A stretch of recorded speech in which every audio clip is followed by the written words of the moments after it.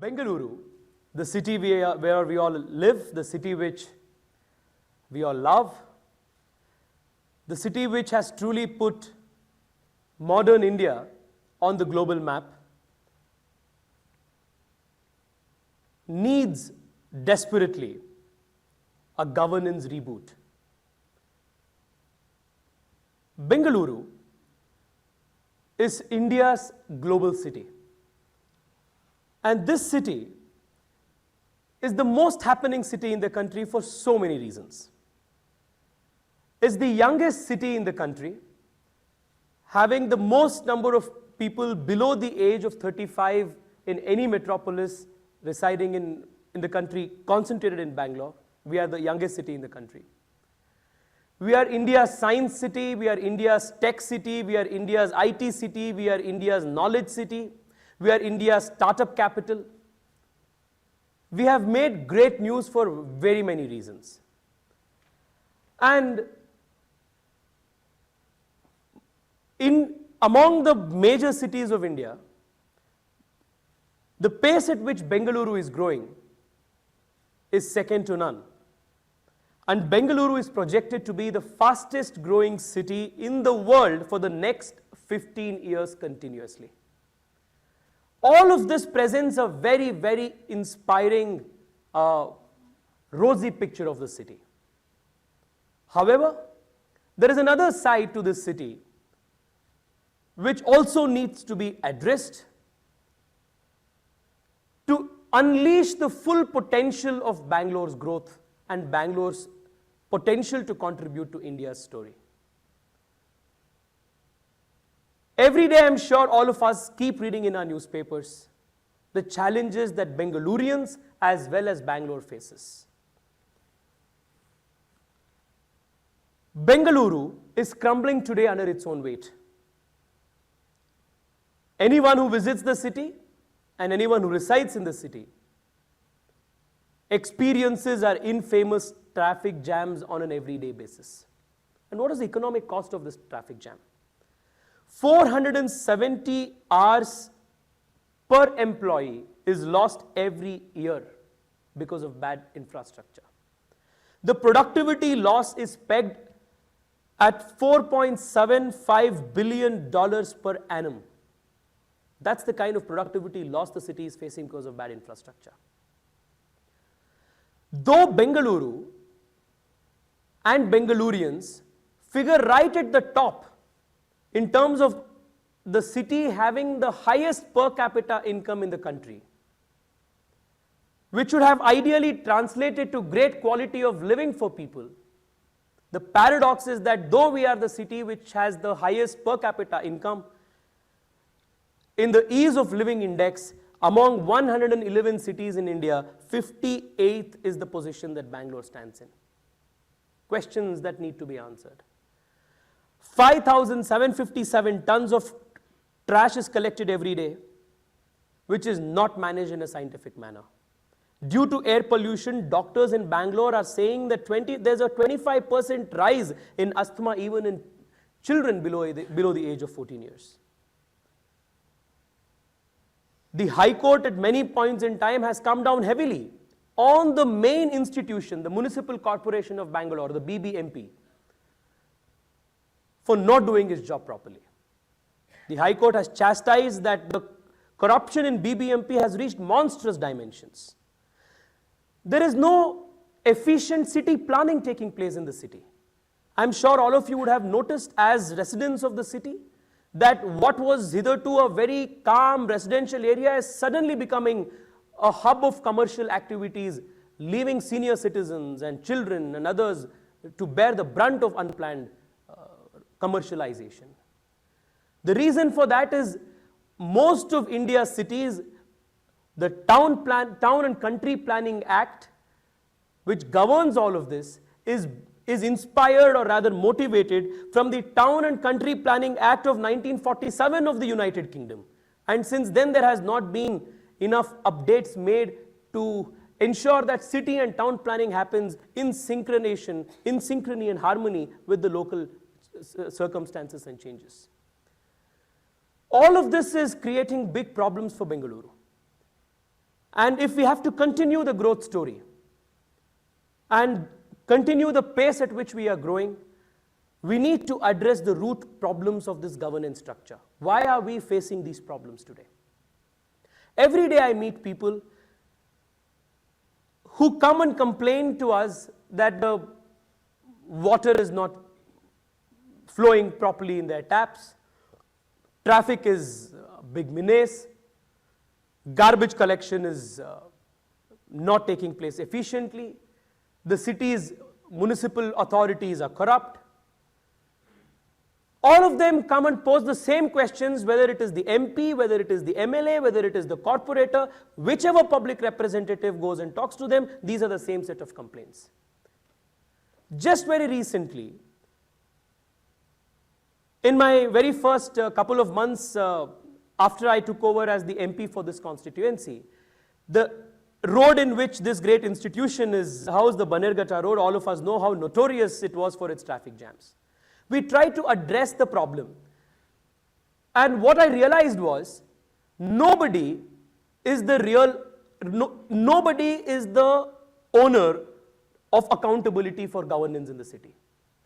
We asked who is in charge of the road. The BBMP said, we are not in charge, it's the metro which is in charge. The metro said, no, we are not responsible. It is the BWSSB which is responsible primarily for water. They are responsible for it.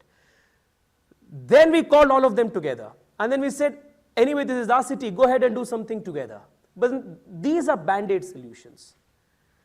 The one conclusion that all of us drew out of this experience was that the reason for Bangalore's crumbling governance is that there is no unified leadership for the city. Look at any city in the world which are successful global metropolises. Whether it is New York, whether it is London, whether it is Seoul, whether it is Athens, whether it is the new cities of China, all of them have powerful mayors. And in the case of Bangalore, the city's municipal administration is governed under a very archaic, obsolete, and non-organized, a very chaotic Karnataka Municipal Corporations Act of 1976, wherein the term of a mayor for the city, which has a population of close to 1 crore, is 1 year without any executive authority. So I spoke to these mayors and found out what they did in their 1-year tenure. There are 198 wards that the mayor of Bengaluru must take care of. The 5 mayors that I spoke to in private admitted that in their 1-year tenure, not one of them could make a visit to all 198 wards. So what did they do? The first 6 months of their tenure went in accepting congratulations on accepting the office, and the next 6 months went in preparation for retirement. This is the kind of leadership that Bengaluru today has, unfortunately, and this needs to be addressed. Every day people come and tell us to address garbage, to address traffic, to address A, B, C, but these are symptoms and not the disease. The disease is the lack of a structured, effective, responsive, accountable governance apparatus. Therefore, we need to demand an exclusive legislation for Bengaluru city. And this exclusive legislation for Bengaluru must primarily take care of 3 things. 1, we need a popularly elected mayor with a full term, whether it is 3 years or whether it is 5 years. We need a popularly elected mayor who the citizens of Bengaluru can hold him or her accountable for delivery of services and goods. The city needs a Mayor Abop. The city needs a leader who it can repose faith in and who it can hold accountable to in terms of omissions or commissions. That is the need of the hour. 2, the just look at the problem of transportation in Bengaluru. There are multiple agencies in the city which are all working in the field of the city's mobility. Buses are run by BMTC, metro is run by BMRCL, suburban rail is run by Indian Railways, and then there are these private public carriers like Ola and Uber and such other app-based taxis. Then there are auto rickshaws. Then there is another organization called the Department of Urban Land Transport, which I don't know frankly what it does.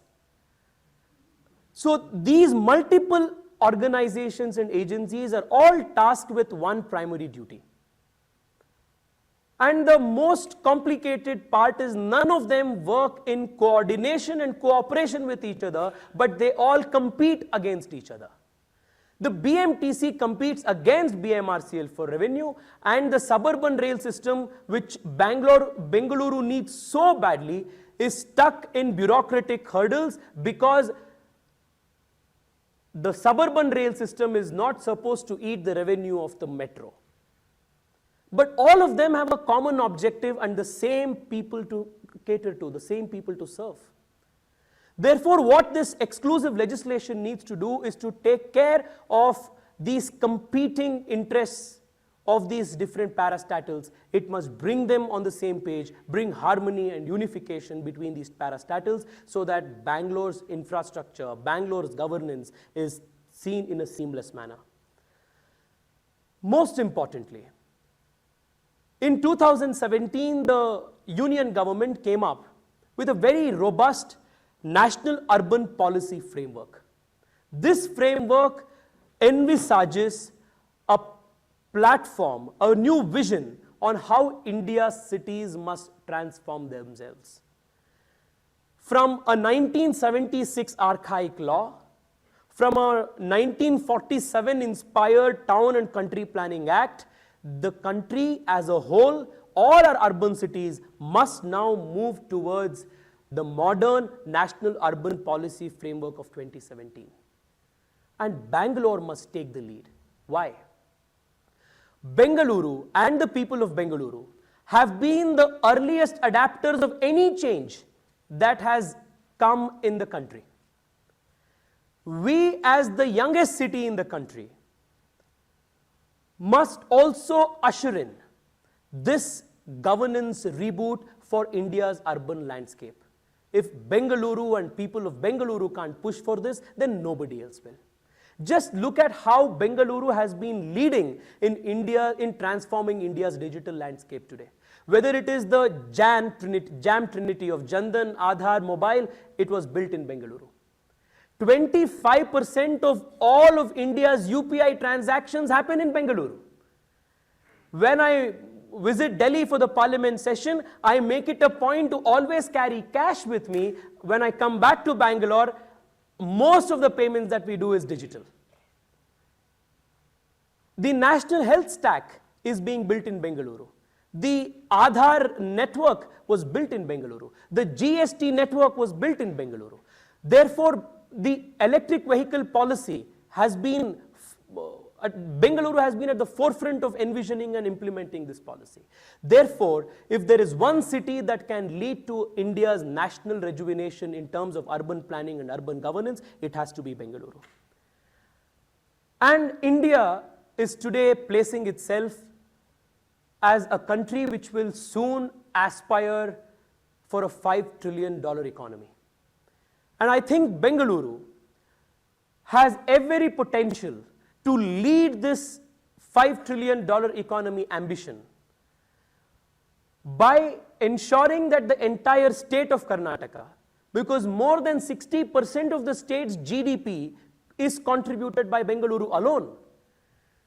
Therefore, a Bengaluru-led, efficiently governed Bengaluru-led Karnataka can itself contribute to close to $1 trillion for the country's $5 trillion aim. That's the kind of ambition with which young Bengaluru should dream of today. That's the kind of ambition that must motivate all of us. How can we go about doing this? This is not something that I'm proposing today. The need for an exclusive legislation for Bengaluru, the need of a mayor with a full executive authority for a full term is something that is lying in the government for the last 10-15 years. Multiple chief ministers have come and gone, but none of them have implemented in letter and spirit the constitutional aspirations, the constitutional obligations of the 73rd and 74th Amendment of devolution and decentralization of power. People say this needs political will. And that begs the question, what is political will? Political will, my dear friends, is the sum total of the common will of the common Indian, common Bengalurian. If all of that is put together, then that translates into the political will of whichever government. Therefore, I beseech every Bengalurian, I beseech all of you, all the young Bengalurians here. The city needs a governance reboot. India's IT capital, India's tech city, is desperately crying for governance reforms. And we need to be treating this disease and not going after treating the symptoms, because herein lies the problem. So let us all resolve to make Bengaluru, the city founded by the great Kempe Gowda, who at the time of founding this city had a grand vision of where the city's borders will touch, had the vision of laying the drainage pipes and the sewerage infrastructure for the city. Even then, we must do justice to the vision of the founder. Let us make Bengaluru as India's global city, as we have all the ingredients to make it the knowledge capital of the world, to make it the tech capital of the world, to make it the deep tech and fintech and AI learning capital of the world. All of this can happen if people of Bengaluru will be backed with a strong urban governance mechanism that you and I can't demand from our public representatives and ensure that it sees the light of the day. Nothing less than that must be our aspiration.